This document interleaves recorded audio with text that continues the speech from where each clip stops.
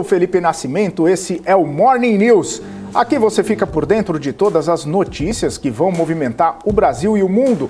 Muita informação, muita análise para você ficar bem informado nessa sexta-feira, 29 de julho, semana terminando. A gente começa essa edição falando sobre o preço da gasolina, que fica 15 centavos mais barato nas refinarias a partir de hoje. O litro passa de R$ 3,86 para R$ 3,71. Essa é a segunda vez em uma semana que o valor da gasolina sofre queda. Na semana passada, o combustível já tinha reduzido 20 centavos. A partir de segunda-feira, também vai cair o preço do querosene de aviação.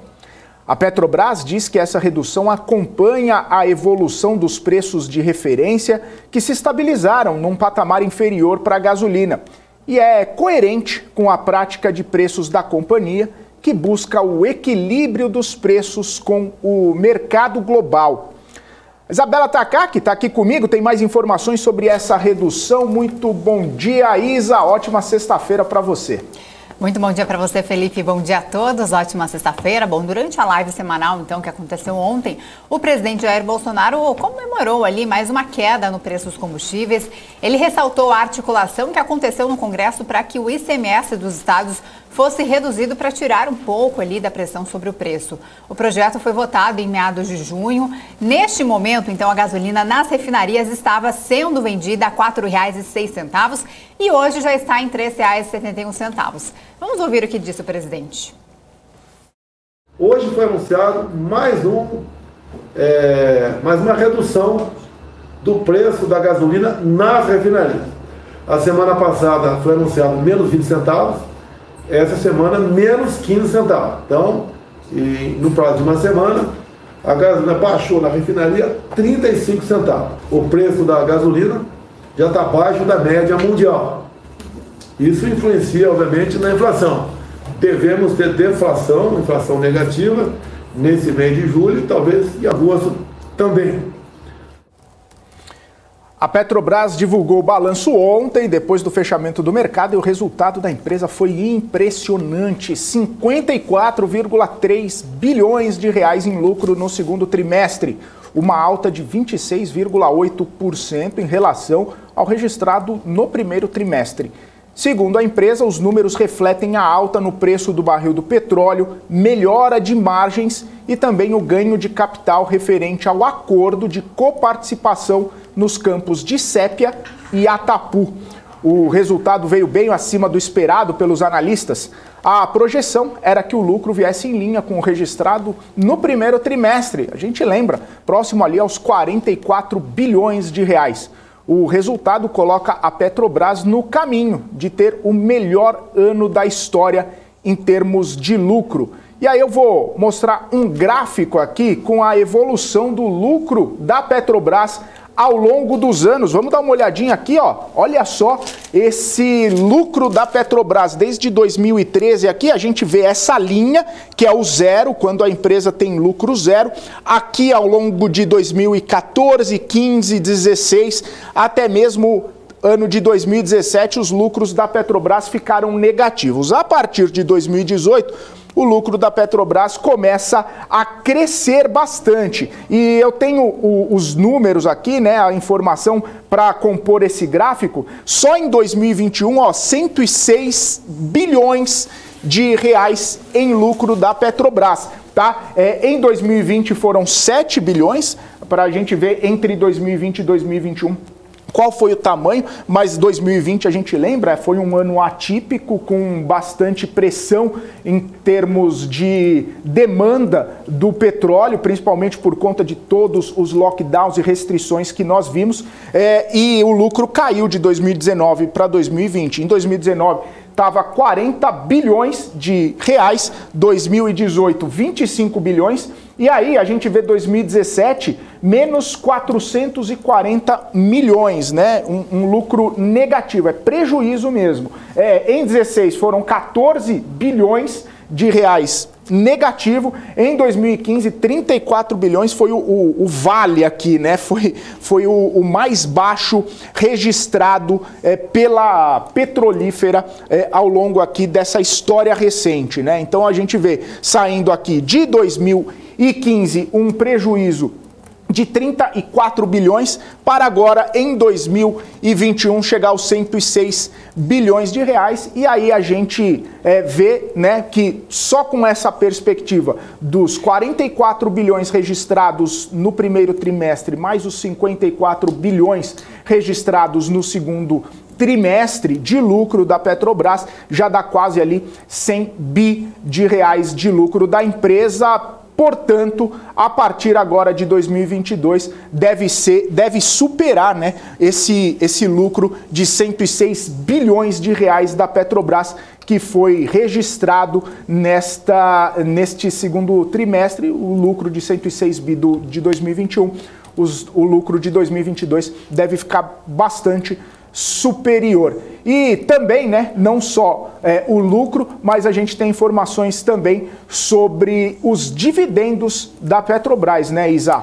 Exatamente, Felipe, porque com tanto lucro, né, a Petrobras decidiu então distribuir dividendos bilionários aos seus acionistas. São mais de 88 bilhões de reais, R$ 6,73 para cada ação da empresa. Desse total, 32,1 bilhões serão pagos à União, acionista controladora ali da empresa, e ao BNDES e BNDESPAR, que também são acionistas da companhia. O valor é quase o dobro do que a União recebeu no primeiro trimestre, quando embolsou mais de 17 bilhões de reais.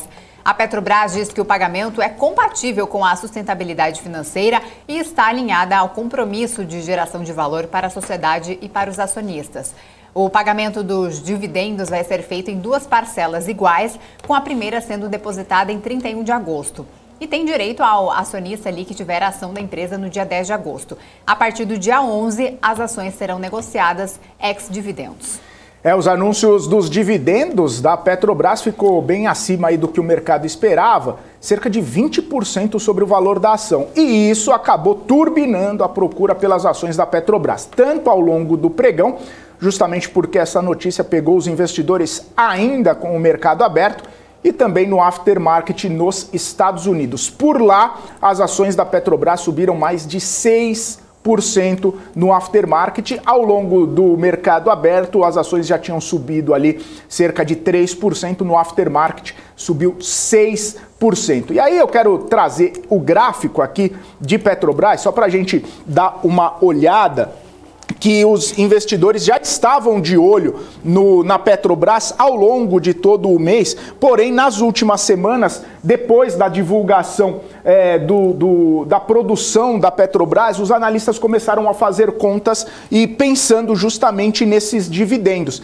Então ontem Petrobras subiu 3%, fechou aqui aos R$ 32,29, e só para a gente dar uma olhada aqui na variação de 15 minutos do dia de ontem, olha só como Petrobras estava mais ou menos aqui, né, em linha, estava mais ou menos ao longo do pregão, ficando ali lateral, e aí no finalzinho do pregão, logo nos últimos minutos aqui, a gente vê que Petrobras teve uma alta aí de 1,58 só nos últimos 15 minutos de negociação, principalmente aqui com essa perspectiva do pagamento do dividendo, quando a notícia saiu aqui, né, entre aspas, vazada antes do fechamento do pregão. Petrobras já tinha dado uma subida aqui, próxima nesse momento, e aí depois ela subiu mais ali no finalzinho, com os investidores buscando esse dividendo. E só para a gente trazer também um outro gráfico, eu gosto bastante desse tipo de gráfico, porque ele mostra ali mais ou menos um consenso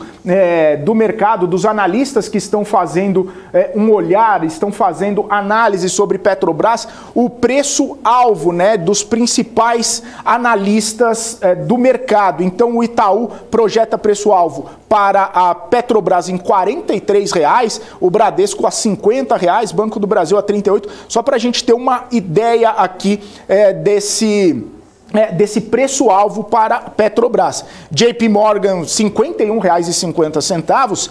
O mais baixo aqui do preço projetado é do Goldman Sachs, R$ 32,80, próximo ali do fechamento de ontem, que a gente viu R$ 32,29. Então, a gente vê preços oscilando aqui de R$ 51,00 com JP Morgan até R$ 32,80 do Goldman Sachs. Aí XP projeta R$ 47,30, a Ativa R$ 41,00, o BTG R$ 38,10, HSBC projeta R$ 40,00, a Eleven R$ 34,00. Só para a gente ter uma visão aqui, olha só, 68% dos analistas estão dando call de compra para a Petrobras e um analista só está dando call de venda para a Petrobras, né? Então, a gente vê aqui que 4 estão dando o neutro ali, né? Nem compra nem venda. Se você tem, mantenha a sua posição. Se não tem, não entre na posição. Mas essa é a perspectiva, um gráfico bastante interessante aqui para a gente analisar o consenso do mercado, ou pelo menos as expectativas do mercado em relação à Petrobras. Bom, e falando em gigantes ali, a Vale também divulgou o resultado. A mineradora teve lucro de 30 bilhões de reais no segundo trimestre, uma queda de 18% na comparação anual. O resultado veio em linha com a expectativa do mercado. A Vale disse que a queda nos números reflete a oscilação no preço do minério de ferro no mercado internacional. A empresa informou também o pagamento de dividendos à ordem de 16 bilhões de reais. Vão ser R$ 3,57 por ação. O valor vai ser pago, então, no dia 1º de setembro. E tem direito o acionista que tiver ações, então, de Vale no dia 11 de agosto. O ministro Paulo Guedes disse que a inflação vai manter o preço das commodities em níveis elevados, mesmo enquanto os bancos centrais do mundo inteiro aumentam suas taxas de juros. Ele comentou que os bancos centrais estão ficando para trás e muito atrasados. Paulo Guedes ressaltou ainda que o Brasil está indo em direção oposta, com crescimento acelerando, também a inflação caindo e a moeda, o real, se recuperando. Por isso, o governo revisou recentemente suas projeções e agora espera que a economia cresça 2% em 2022, 2,5% no ano que vem. Segundo Paulo Guedes, empresas privadas já assinaram contratos para investir quase R$ 1 trilhão no país nos próximos 10 anos e que o orçamento do Brasil vai fechar 2022 com superávit. E claro, essa entrada de recursos por meio dos dividendos da Petrobras, são mais de 25 bilhões de reais apenas para a União. Isso também ajuda, evidentemente, a colocar dinheiro nos cofres do governo federal e equilibrar um pouco as contas. Bom, vamos aos destaques internacionais. O presidente da Argentina, Alberto Fernandes, decidiu unificar os ministérios de Economia, Desenvolvimento Produtivo e Agricultura, Pecuária e Pescas. O superministério vai ficar a cargo de Sérgio Massa, atual presidente da Câmara dos Deputados. Um comunicado da presidência da Argentina diz que o presidente Alberto Fernandes decidiu reorganizar as áreas econômicas de seu gabinete para um melhor funcionamento, coordenação e gestão. Sérgio Massa, então, anunciou que a atual ministra da Economia da Argentina, Silvina Batakis, vai continuar no governo, mas não especificou ainda em qual cargo. Ela chegou a oferecer até ao presidente argentino ali, Alberto Fernandes, seu pedido de renúncia, mas Fernandes não aceitou. O novo ministro disse que vai nomear na próxima segunda-feira os novos cargos da gestão. A troca foi realizada 24 dias depois de Silvina Batakis assumir o ministério, depois que seu antecessor, Martín Guzmán, pediu demissão. A inflação anual ao consumidor na zona do euro atingiu a máxima histórica, chegando a 8,9% em julho, superando o recorde registrado aí no mês anterior, que foi de 8,6%. O valor ainda é resultado dos impactos da guerra na Ucrânia e supera as expectativas dos analistas. Apenas os custos de energia deram um salto anual de mais de 39% agora no mês de julho, depois de terem subido 42% no mês anterior. O CPI, recorde da região, mantém a pressão sobre o Banco Central da Europa, que busca a inflação constante de 2%. O núcleo do CPI teve um acréscimo anual de 4% no mês e a projeção era de 3,8%. Bom, e ainda sobre os dados que saíram da Europa, o PIB da Alemanha ficou estável na primeira leitura ali do segundo trimestre. Ante o primeiro trimestre, o resultado ficou abaixo da expectativa ali de analistas, consultados inclusive pelo The Wall Street Journal, que previa uma alta de 0,1% no período. Na comparação anual, o PIB alemão então mostrou um crescimento de 1,4% entre abril e junho, muito menor do que o consenso ali no mercado. Já na Itália, o PIB cresceu 1% no segundo trimestre, ante o primeiro, ali bem acima da previsão de 0,1%. Você está acompanhando a BMC News aqui direto no nosso canal do YouTube, no portal e também no Profit da Nelogica. Já segue a gente em todos os nossos canais de comunicação? Então te convido a entrar na nossa lista de transmissão do Telegram. Muita notícia, muita informação em tempo real para você ficar bem informado com tudo que acontece no mercado financeiro.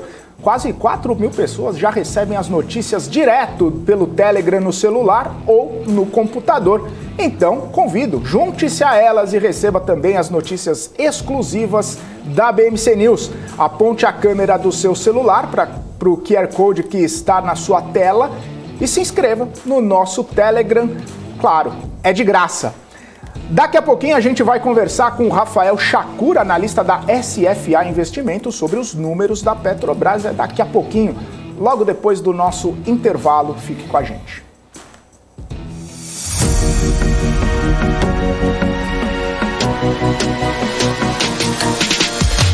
BMC News, informação que gera valor. As empresas que fazem parte do seu dia a dia estão em uma das maiores bolsas do mundo, a Nasdaq. E a boa notícia é que você pode investir nessas empresas diretamente pela Avenue, sua corretora nos Estados Unidos. Com os dados das ações dos Estados Unidos fornecidos pela Nasdaq em tempo real, o cliente Avenue pode acessar diretamente as maiores bolsas do mercado americano. Entre neste mercado de tecnologia e inovação. Acesse avenue.com.br/Nasdaq e seja bem-vindo ao mercado global. Você quer saber mais sobre economia e investimentos para aproveitar as oportunidades no mercado de trabalho? Eu te apresento o MBA do Terraço. Diga adeus para aquela velha distância entre conhecimento acadêmico e aplicação na realidade, com um curso didático, sem economês e direto ao ponto. E tudo isso contando com o apoio de um time de profissionais especializados em economia, política e investimentos. Fala galera, como vocês estão? Quero te dar boas-vindas no nosso MBA aqui do Terraço Econômico. Vamos nessa? Para saber mais é só clicar no link que está aparecendo aí na sua tela. A CapTable é a maior plataforma de investimentos em startups do Brasil que conecta você, investidor, a essa nova economia. Nós selecionamos e avaliamos as empresas em ascensão de forma rigorosa. E você se torna sócio das marcas mais inovadoras e com futuro exponencial no mercado. Invista de forma descomplicada, inteligente e exponencial. Acesse captable.com.br e faça parte da nova economia. Profit, a plataforma oficial da BMC News. Acesse o site e faça um teste gratuito. Um dia inteiro, 8 horas de palestras, 6 painéis temáticos, grandes nomes do mercado financeiro. Sara Invest Day, o evento sobre política, economia e investimentos. Troque experiências com quem está há anos no mercado financeiro. Um dia completo de imersão. Dia 20 de agosto de 2022. Sara Invest Day.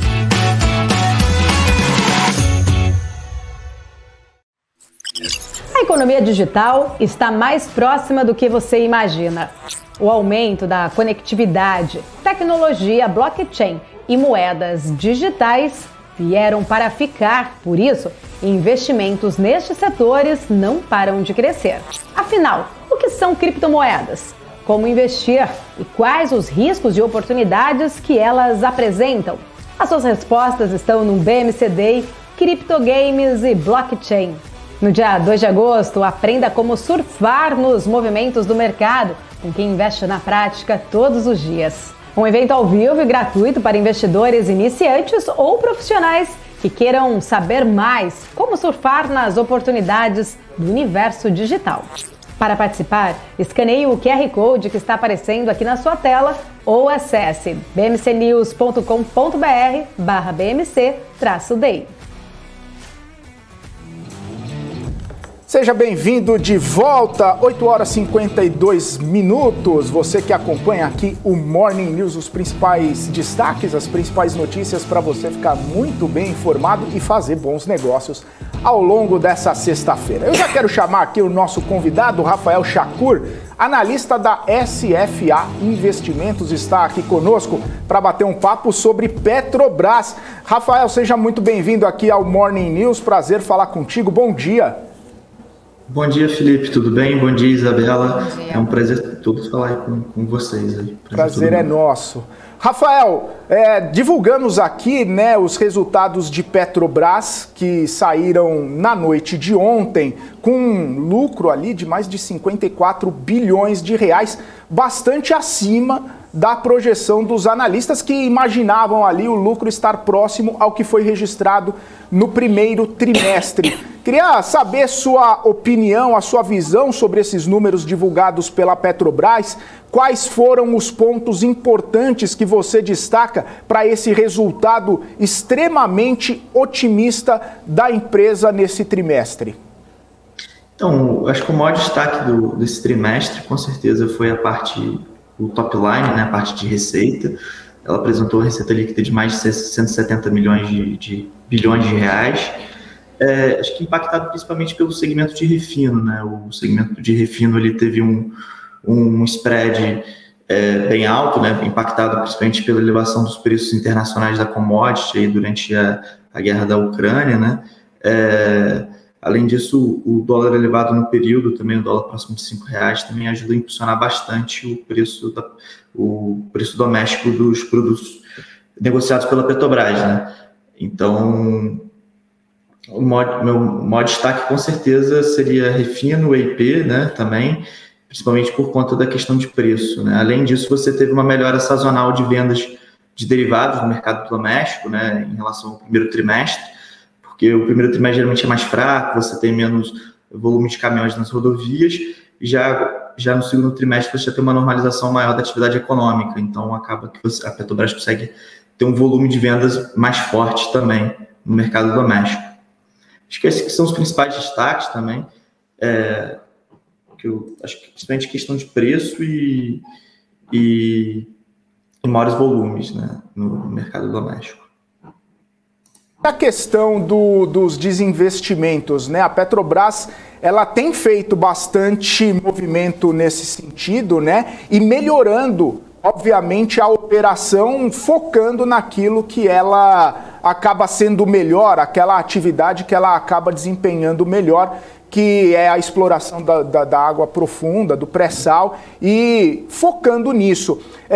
Isso também ajuda nesse resultado, esse foco da Petrobras que a gente tem visto nos últimos tempos nessa atividade ajuda, obviamente, com certeza a gente vê também melhora operacional, melhora de gestão, todos esses componentes acabam resultando nisso. Eu trouxe até o gráfico aqui, né, do lucro da Petrobras, 2015, 2016, 2017, lucro praticamente negativo, e aí depois começa a ter lucro positivo anual a Petrobras.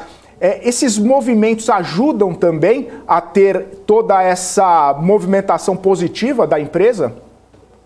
Sim, olhando para uma perspectiva um pouco mais longa, né, Felipe, você realmente teve um processo de venda de ativos com custo caixa maior, né, com custo de produção maior.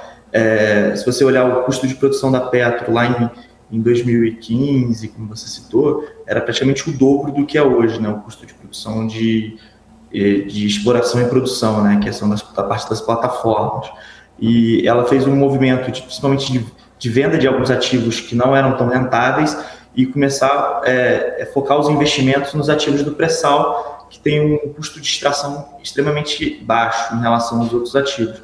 Esse custo de extração é muito baixo por conta de ser mais profundo o poço, né? Então acaba tendo uma pressão maior, então acaba tendo uma produtividade maior de petróleo, sendo que acaba que o barril retirado é bem mais barato. Isso impacta bastante, né, o resultado dela hoje. Hoje, a Petrobras é uma das empresas de petróleo com maior resiliência do mundo, né? Você tem um break-even, né, que é o mínimo que para ela fazer, para ela gerar caixa, é abaixo de $35, né, entre 30 e 35 dólares, então ela é rentável a esse preço, pelo menos a parte de exploração e produção, né, que é a parte de EIP, né, da Petro.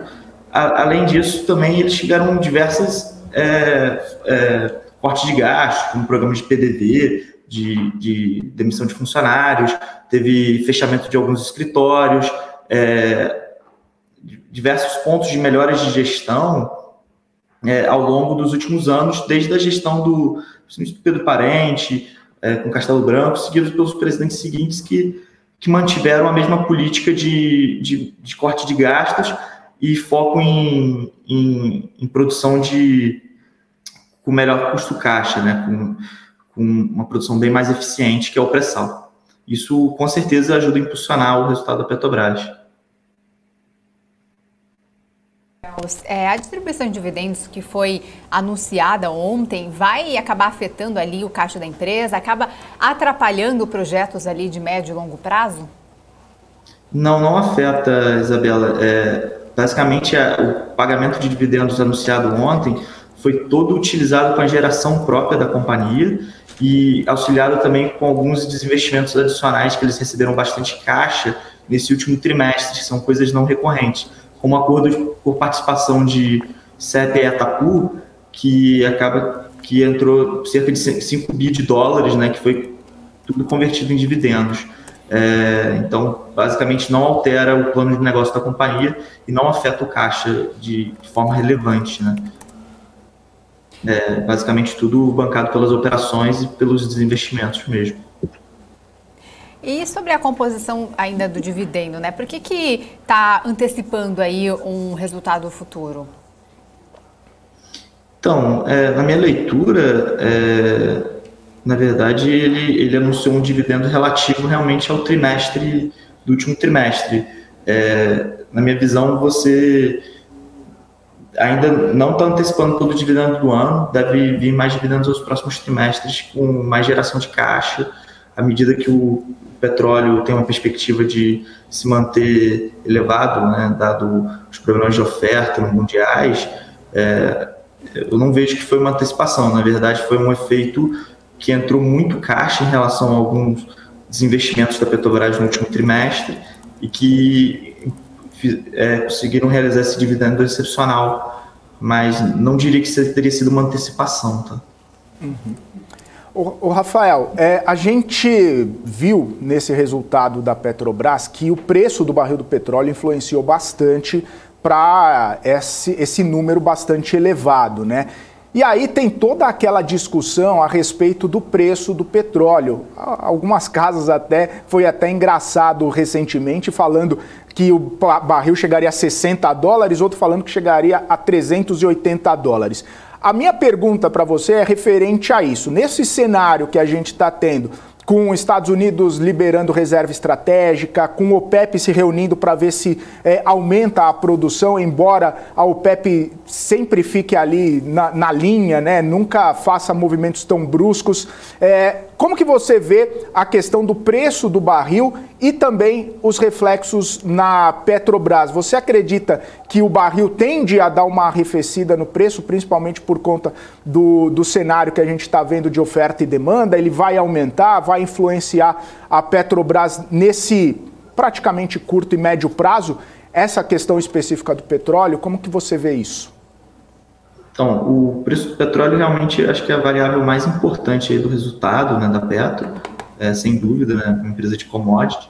A minha visão, assim, você tem um problema de oferta nos Estados Unidos, né, principalmente por conta de falta de investimento no shale gas, né, você vê as empresas lá do setor, tanto as majors que atuam como a Chevron ou empresas específicas, né, eles têm reduzido muito o CAPEX nos últimos anos, né, o CAPEX vem reduzindo, né, o investimento vem reduzindo e acaba que você reduz a oferta lá na frente quando você reduz o investimento ao longo do tempo. O que a gente entende é que tem um efeito de tanto de falta de capital disponível, né, por conta de tendências ESG, né, ambientais, e que acaba prejudicando o investimento no setor. Além disso, existe um problema também de falta a gente entende que existe um problema de falta de postos muito produtivos nos Estados Unidos, que é esse player que foi o que fez o crescimento da produção crescer nos últimos 10 anos. E desde a pandemia isso ficou muito limitado, já vinha com alguns problemas, indicando alguns problemas antes da pandemia, e com a falta de investimento durante a pandemia, acabou que essa produção não conseguiu voltar ao patamar que era antes. Com relação ao OPEC, né, realmente você vê a Arábia Saudita, junto com os principais líderes da OPEC, tentando ter um esforço de aumento de cotas de produção, né, que estão acelerando um pouco o pace, mas se você olhar, os países eles não vêm conseguindo cumprir as cotas, o que vem indicando também que eles vêm com problemas de produção. Fora a Arábia Saudita e os Emirados Árabes, você tem alguns problemas localizados de produção em alguns países da OPEC, ou por geopolítica, ou por problemas locais, que acaba fazendo que eles não consigam cumprir o acordo. Então acaba que sempre ficando atrás da curva um pouco.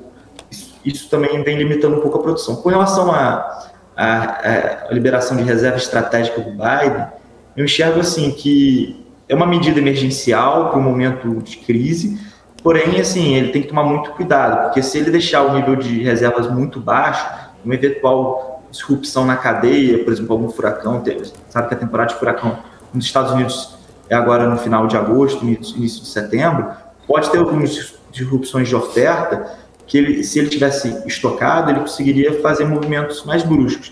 Isso limita um pouco o poder de fogo do Biden com relação às reservas estratégicas. Eu acho, na minha visão, é uma medida paliativa que pouco tem efeito realmente no preço. Tanto que está tendo grande liberação de oferta, né, e o preço continua rodando aí por volta dos $100 o barril. É difícil criar o preço, Felipe, daqui para frente, mas com certeza dá para dizer que os preços serão elevados para os próximos anos, dado as restrições de oferta. Apesar de você ter uma tentativa de aumento de capacidade para os próximos anos da Arábia Saudita, ainda existe um caminho a percorrer, um investimento a ser realizado para essa capacidade efetiva entrar, né, em forma de produção. Rafael, a queda de preços ali que foi anunciada nas últimas semanas pode atrapalhar muito o resultado do terceiro trimestre ou o peso da venda de combustível não é assim tão relevante? Não, o maior peso de combustíveis da Petrobras é o diesel, né? Os últimos anúncios foram somente da gasolina. Afeta sim o preço, né? Você estava tendo um pico de preço nesse último trimestre, muito por efeito especulativo por conta da guerra da Ucrânia também. Você teve muita especulação de que o óleo russo vai sair do mercado, então você teve um pico. Eu acho que diante disso a gente tem uma tendência que agora com os players entendendo como que vai ficar o setor, a movimentação dos barris internacionalmente, o fluxo de barris, entendendo que na verdade existe uma substituição da China e Índia comprando mais barris da Europa, da Rússia, perdão, enquanto a Europa está comprando menos, o preço deve acomodar níveis mais baixos, tanto o preço do Brent quanto o preço dos combustíveis também. Dessa forma, sim, o resultado dos próximos trimestres deve vir um pouco mais fraco do que esse, mas ainda bem fortes em relação à média histórica, em relação a anos anteriores.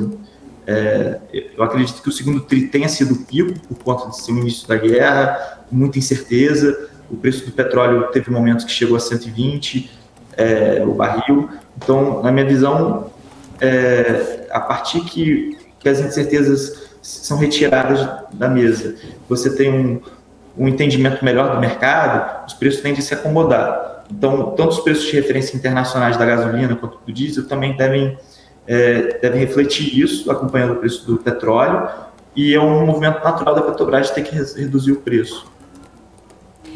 Rafael, ainda nesse sentido, ontem a Petrobras anunciou a redução ali nos preços da querosene e da gasolina para aviação, né? Foi um anúncio ali numa redução de combustíveis que terão cortes de respectivamente 2,6% e 5,7% ali no querosene e na gasolina para o setor de aviação. Quanto isso pode afetar?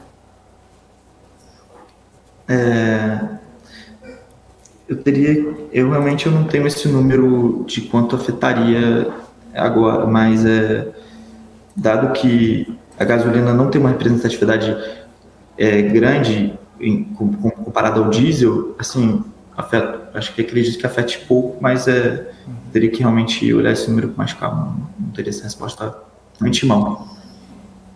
Ô Rafael, você estava comentando, né, anteriormente sobre os pares da Petrobras no cenário global, e muita gente fala sobre a relação, né, da Petrobras com esses pares, inclusive que a Petrobras estaria bastante descontada em relação a eles.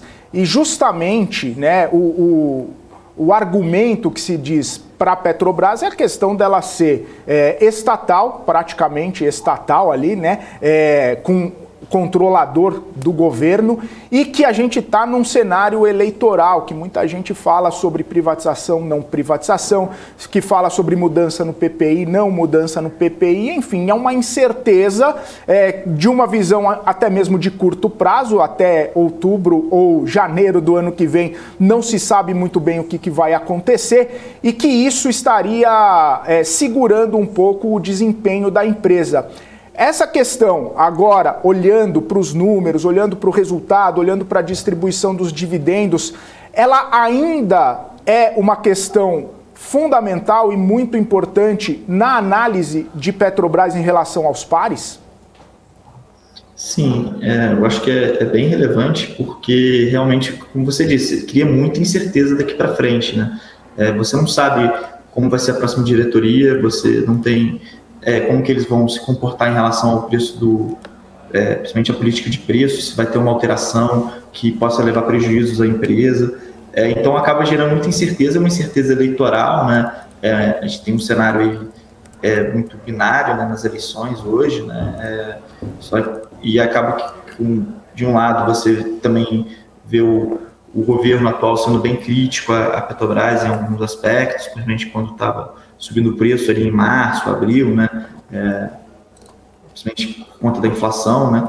E acaba que a política de preço fica muito em evidência e a sociedade civil toda, muito debate no meio político, acaba criando muito ruído e muita incerteza em relação à companhia, né? Algumas trocas de presidente também, sempre o medo de dar uma intervenção, há um pouco a lembrança do histórico passado. Só que a realidade é o seguinte, a realidade é que existem mecanismos de governança dentro da Petrobras que protegem um pouco esses aspectos, principalmente política de preço. Quem atribui a política de preço é a diretoria executiva. O governo não tem interferência. Teria que ter uma mudança realmente de leis e de estatuto social da companhia para ser realizado isso, né? O estatuto diz, é competência da diretoria de abastecimento definir o preço da gasolina, dos combustíveis. Além disso, você tem a lei das estatais, você tem a lei do petróleo e a lei das SAs, que dão esse arcabouço de governança à companhia, né? Que acaba blindando ela de alguma forma. Então, assim, caso algum eventual candidato seja eleito e que queira realmente alterar, ele vai ter que passar por movimento no Congresso, né? Alterar algumas leis, tudo bem por maioria simples, faria bastante barulho por toda a evidência que a gente teve nos últimos anos, conta de envolvimento da Petrobras com escândalos de corrupção e diversas coisas, que acaba deixando a empresa muito em evidência, que na minha visão seria um capital político difícil para o próximo governo mexer. Apesar disso, é possível. Então acaba criando muita incerteza, principalmente pelo discurso dos candidatos, não tem muita clareza do que vai ser para frente, né? Rafael, a gente trouxe ali uma visão de analistas sobre a empresa, sobre a Petrobras, né? A maioria ali com call de compra e preços bem ali elevados. Como é que está a visão aí da casa? É de compra, neutro, venda? Vocês trabalham com preço-alvo? Então acaba que a gente não faz muita recomendação de compra aqui ao vivo, né? A gente gosta bastante do case, a gente acha que realmente é um case de dividendos, existe um desconto, né? E que o preço do petróleo deve se manter elevado nos próximos anos por toda uma estrutura de oferta daqui para frente. Como eu disse, assim, a gente tem um problema de oferta mundial, né? Se agravou durante a pandemia, que deve manter o preço do petróleo bem elevado, mesmo com eventual uma crise, uma recessão, né, como muitas pessoas estão dizendo, e aí o preço do petróleo com certeza iria sofrer pelo lado da demanda, a gente enxerga que, devido a essa oferta um pouco mais, vamos dizer, não tanta oferta, né, uma oferta um pouco mais apertada, eu diria que o preço é uma das commodities que deve menos sofrer em caso de uma recessão, né? Diferente do minério, talvez. Boa. Ô, Rafael, então, com tudo isso que você falou, olhei ali o quadro do Charlie Munger ali atrás, e eles que estão bem otimistas com o petróleo, até fizeram investimentos em petróleo, não acham que o petróleo vai morrer, então já deu para perceber que talvez você também esteja com essa percepção, sendo adepto aí do Charlie Munger. Valeu, viu, Rafael?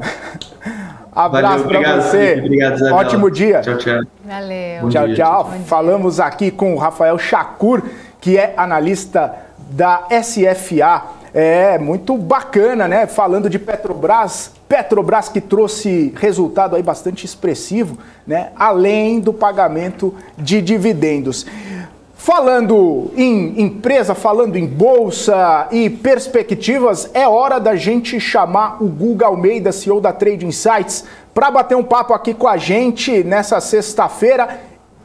Abro um parênteses, espero que não seja sexta de maldade. Fecho o parênteses. Bom dia, Guga! Bem-vindo mais uma vez aqui, agora sim, no seu habitat natural, no seu quadro que sempre vem aqui com a gente. Bom dia, Guga. Bom dia, Felipe. Bom dia, Isa. Bom dia, pessoal. Tô de volta. Tô de volta. É isso. Vamos ver o que o mercado vai fazer aí para nós essa sexta-feira. Sexta-feira é dia de maldade, não tem o que fazer, né? Então, vamos deixar a água rolar. O mercado vem melhorando, tá? Na verdade, não é que venha melhorando, né? Ele está diminuindo a pressão. Tá? A pressão vendedora ela tá sendo reduzida. Tá? E isso faz com que os mercados respirem. A gente entra ontem com os Estados Unidos, tecnicamente, em recessão, o Nasdaq sobe, S&P sobe, Dow Jones sobe.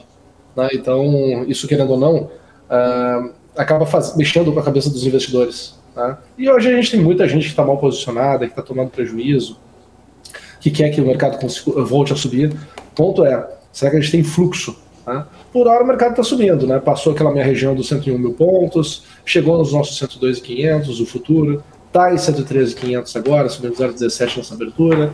Vamos ver o que tem para hoje aí.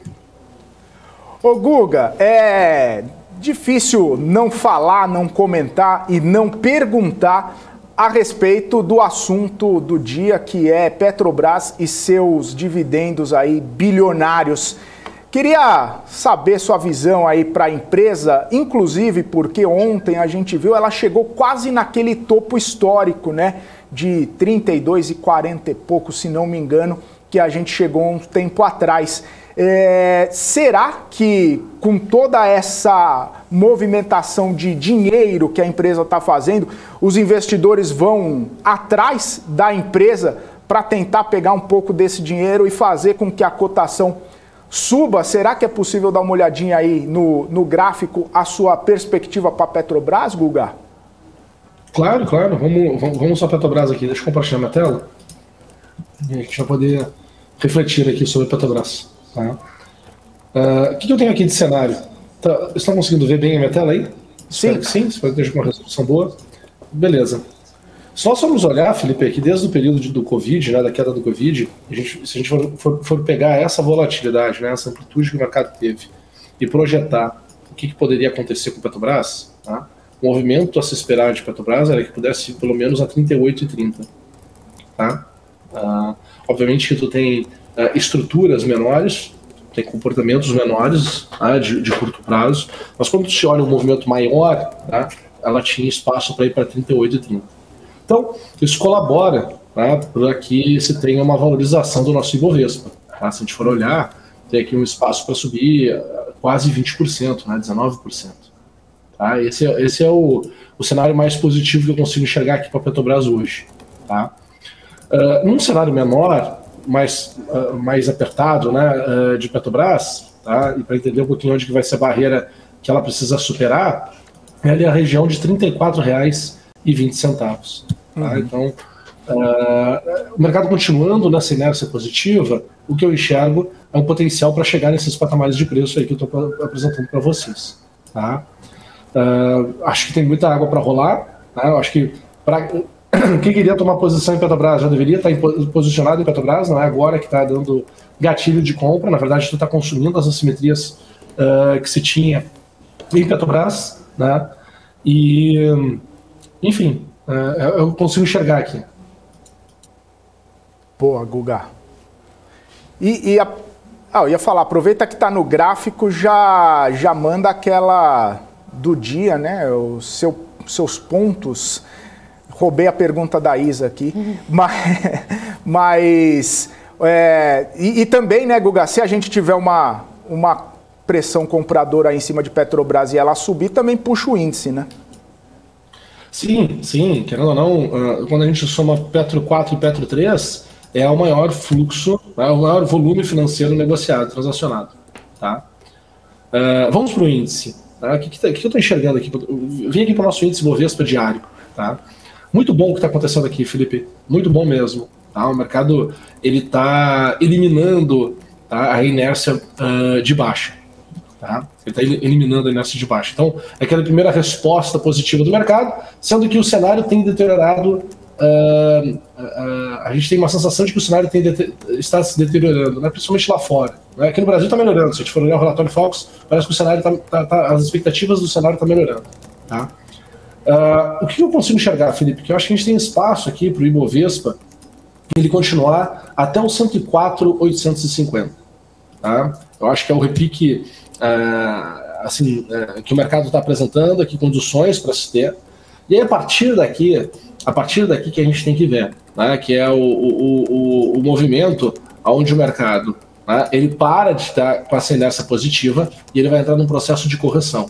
Espero que essa correção ela não acelere. Eu espero que essa correção não acelere, porque se a gente gastar tempo, né, o mercado ficar lateralizado, a gente tem aí grandes chances lá por outubro, né, ter o início de um novo rally, principalmente depois das eleições. Então, eu acredito que o mercado ele tende agora, né, a alcançar esses 105 mil pontos e a partir daí, então, ficar lateralizado até o final das eleições. Após as eleições, a gente volta a ter tendência. Tá? Então, é o que eu enxergo. Né? Eu acho que teve aí uma janela para quem quis tomar mais risco. Né? Esse movimento aqui, particularmente, eu acredito que ele foi um movimento mais arriscado. Tá? E me parece que a gente está chegando num patamar para que depois o mercado ele tende a ficar lateralizado ou corrigir, algo semelhante ao que aconteceu aqui no final de 2022, de 21, perdão. Né? E aí sim, entraríamos numa janela mais positiva para o mercado. Né? Pelo menos é isso que eu espero. Né? Ou vai voltar a cair e vai cair forte, vai acelerar a movimentação de queda.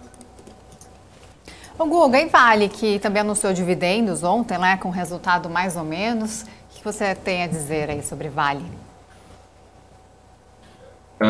Vamos lá, Isa. Deixa eu colocar aqui a minha tela. Aqui. O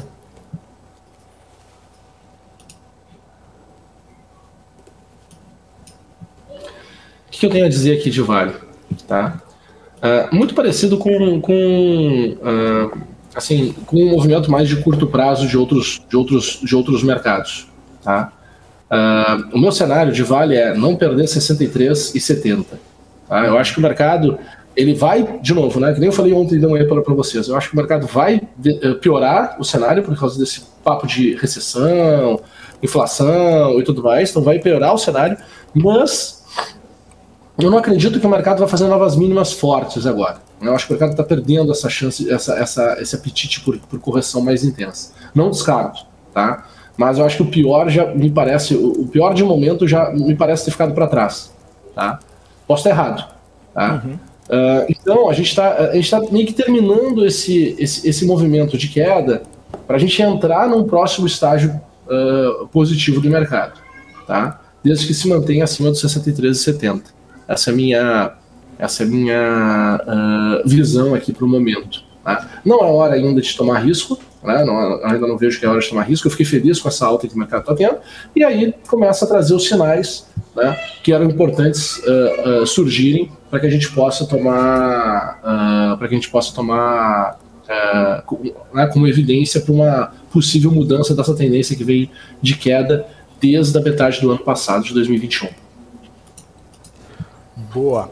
Ô Guga, só para encerrar aqui, você deu sua visão ali para o mercado, e aí você citou, né, a questão do Focus, né, que a Selic está para baixo, inflação também, até o Paulo Guedes falou revista para baixo, PIB revisto para cima. Enfim, o cenário doméstico ele está ali caminhando, né? Como dizem, o Brasil está caminhando na contramão do cenário internacional, que inflação para cima, juro para cima, PIB para baixo, até mesmo a China falou que está bem complicado de entregar o crescimento de 5 e poucos % ali que tinha prometido, que tinha projeção.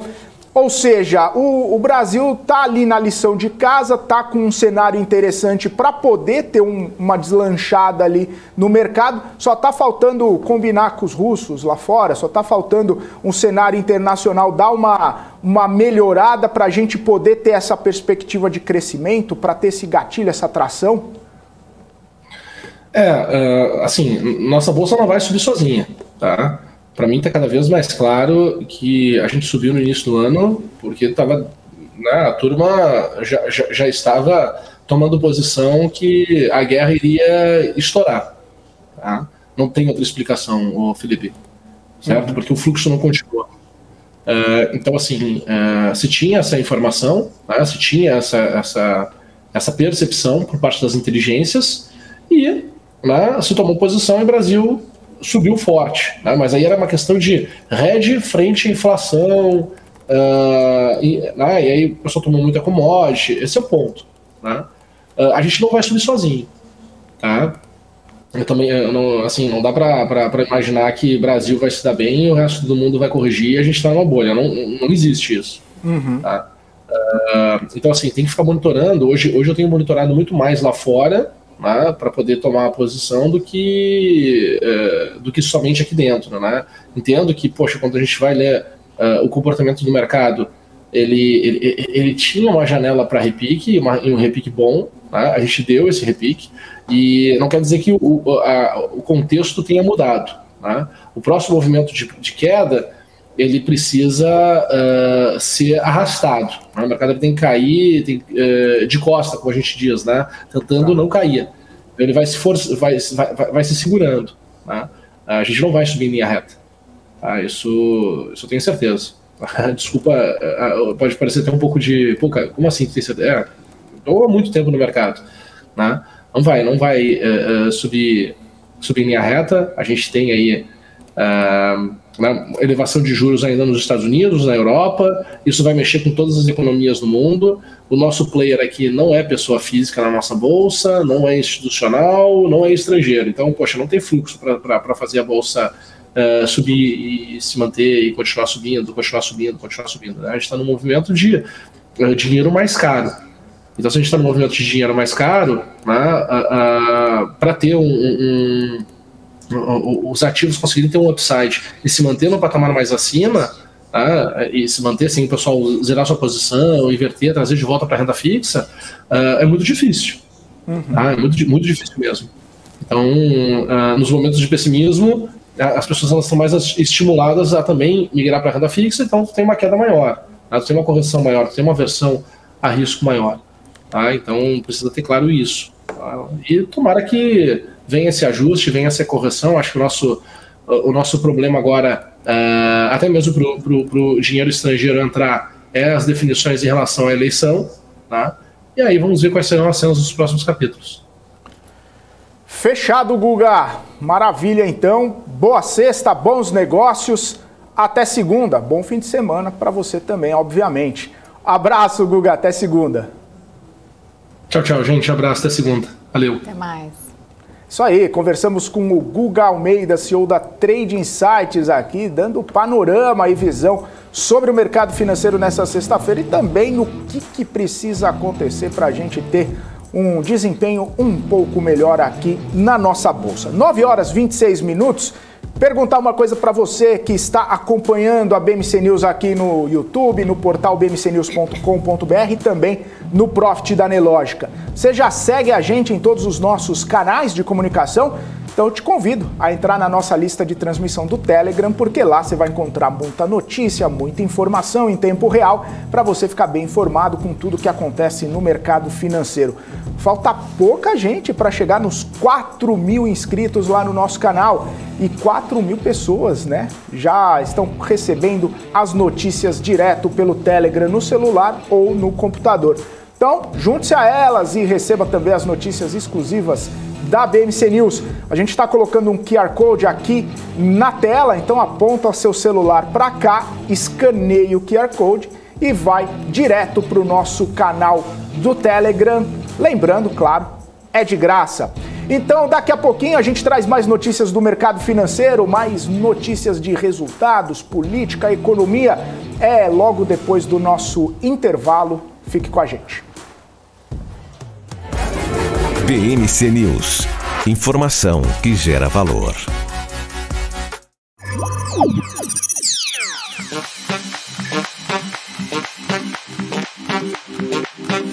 Entendemos completamente os sistemas, tecnologia e infraestrutura necessários para criar o ambiente de negociação ideal para os nossos clientes. E o Trader Active conta com vantagens que fazem toda a diferença no dia a dia de operações. Aqui você pode negociar com as plataformas mais poderosas do mercado financeiro. Nós fomos uma das primeiras corretoras mundiais a oferecer a MetaTrader, a plataforma mais utilizada no mundo, com acesso totalmente sem custos. Oferecemos também a nossa própria plataforma, a Active Trader, que foi desenvolvida sob medida para atender às necessidades dos nossos clientes, com tecnologia de execução exclusiva que proporciona uma performance totalmente fora da curva. Ela utiliza os mais avançados recursos gráficos da TradingView e traz uma experiência de negociação diferenciada.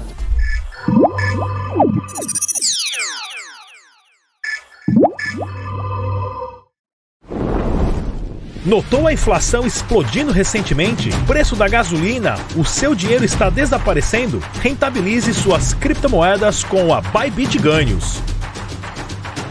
Tudo isso em uma plataforma intuitiva, segura e dinâmica. Não perca mais tempo, porque tempo é dinheiro. Abra sua conta hoje mesmo. Bybit.com.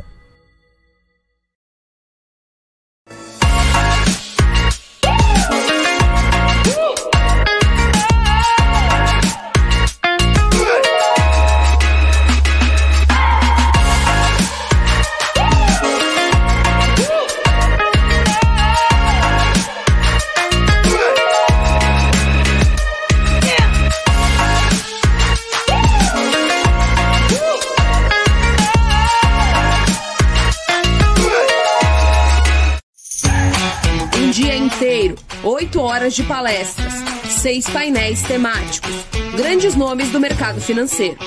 Sara Invest Day, o evento sobre política, economia e investimentos. Troque experiências com quem está há anos no mercado financeiro. Um dia completo de imersão. Dia 20 de agosto de 2022. Sara Invest Day.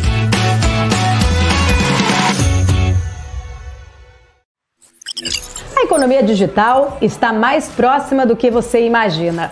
O aumento da conectividade, tecnologia, blockchain e moedas digitais vieram para ficar. Por isso, investimentos nestes setores não param de crescer. Afinal, o que são criptomoedas? Como investir? E quais os riscos e oportunidades que elas apresentam? As suas respostas estão no BMC Day, Criptogames e Blockchain. No dia 2 de agosto, aprenda como surfar nos movimentos do mercado com quem investe na prática todos os dias. Um evento ao vivo e gratuito para investidores iniciantes ou profissionais que queiram saber mais como surfar nas oportunidades do universo digital. Para participar, escaneie o QR Code que está aparecendo aqui na sua tela ou acesse bmcnews.com.br/bmc-day. Estamos de volta aqui no Morning News, agora 9 horas e 31 minutos. minutos. A gente volta com notícias internacionais, porque o líder chinês Xi Jinping conversou ontem com o presidente dos Estados Unidos, Joe Biden, em um telefonema nesta quinta-feira, então, em que os Estados Unidos devem respeitar o princípio de uma China única em relação a Taiwan e garantir que suas ações sejam consistentes com suas palavras, disse então o líder chinês. Ele continuou dizendo o seguinte, abre aspas, aqueles que brincam com fogo só vão se queimar, se referindo aos Estados Unidos. A China se opõe firmemente à independência de Taiwan e à interferência de forças externas, disse então Xi Jinping. Agora, segundo o comunicado da Casa Branca, Joe Biden ressaltou que a política dos Estados Unidos com relação a Taiwan não mudou e que se opõe fortemente aos esforços para minar a paz na pequena ilha.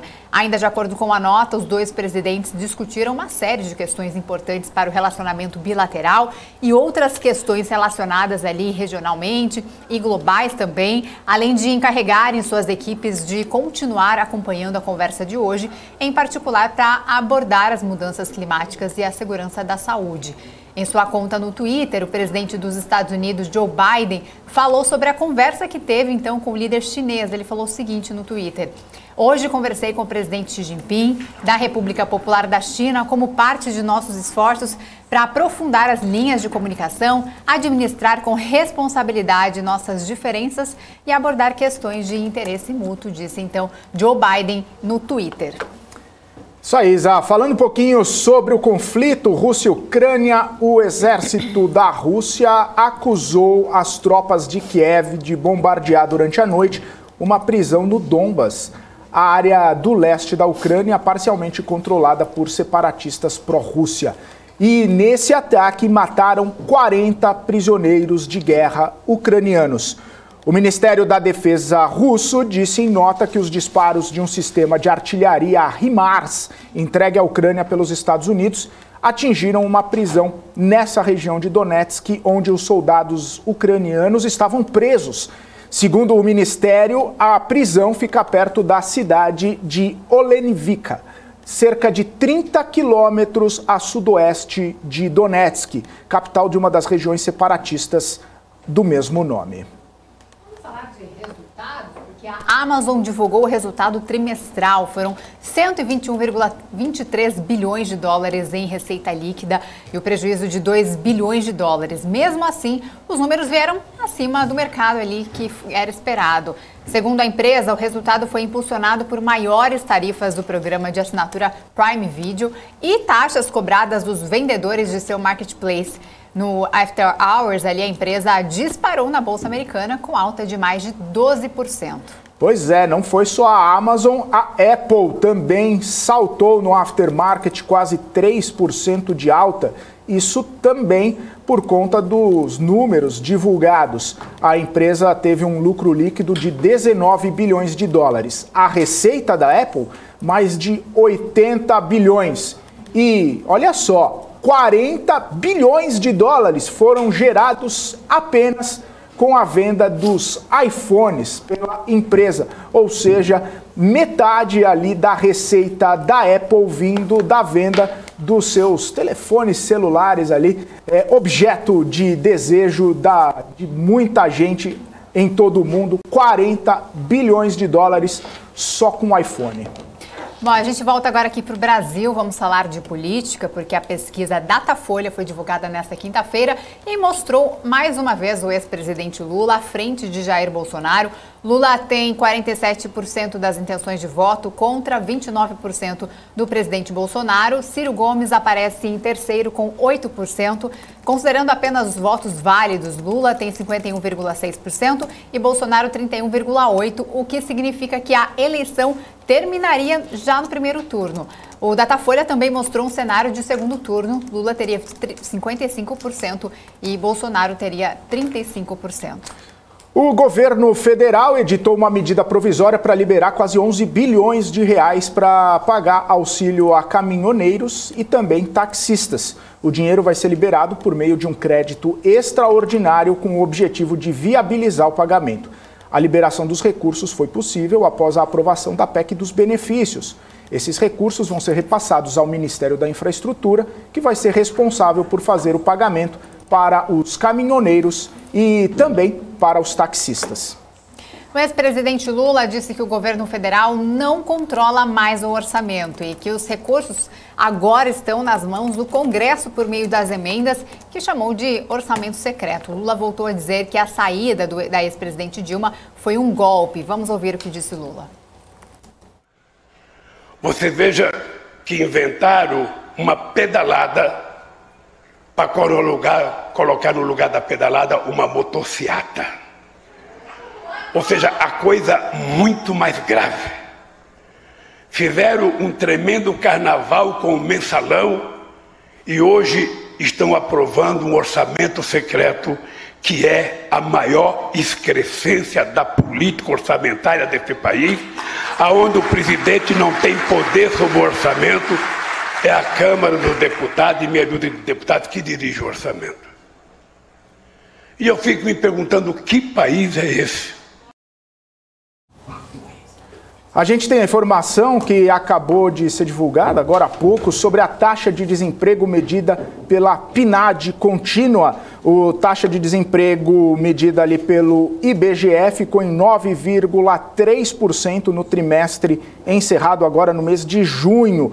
A expectativa do mercado era que esse número ficasse em 9,4%, portanto, bem em linha com o esperado do mercado. Foi uma queda de 1,8 ponto percentual em relação ao trimestre anterior. É o menor patamar para o período desde o ano de 2015, quando a taxa de desemprego medida pela PNAD estava em 8,4%.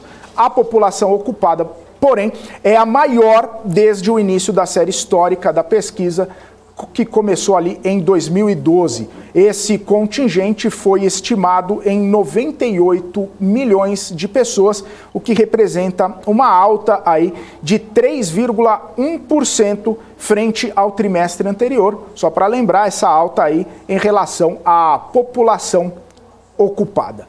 9h38, a gente está na reta final aqui do nosso Morning News. Daqui a pouquinho, Paula Moraes chegando com o BMC News e todos os destaques, todas as notícias do mercado, economia, política, grandes especialistas e também nossos comentaristas por aqui também para trazer sua visão sobre essa abertura e o que teremos ao longo dessa sexta-feira.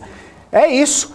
Eu e Isabela Takaki voltamos na segunda-feira, a partir das 8h30 da manhã, com o Morning News, os principais destaques, as principais notícias para você ficar bem informado logo no comecinho do dia. E, claro, fazer ótimos negócios. É isso. Forte abraço, boa sexta, ótimo fim de semana para você. Até segunda. Tchau, tchau.